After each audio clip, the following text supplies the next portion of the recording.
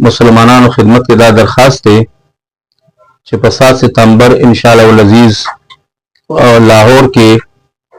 کما د ختم نبوت اجتماع ده نو مونږه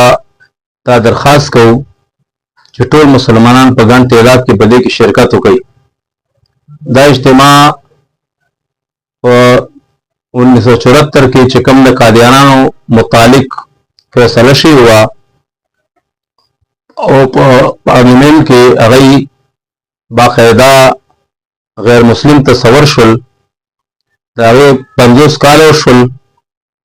نو په مینار پاکستان کې په 7 ستمبر دا ګولډن جوبلی به مناویږي د ټول پاکستان د هر مکتب فکر او کرام به دې ته تشریف راوړي نو په خپلو محلو کې جماعتونو کې بلش کونسل کې आवाज ولګوئ چې زیات مسلمانان په دغه اجتماع کې شرکت وکړي د عقیده ختم نبوت نه خپل ځان خبر کړي او چې څومره باطل قوتونه دي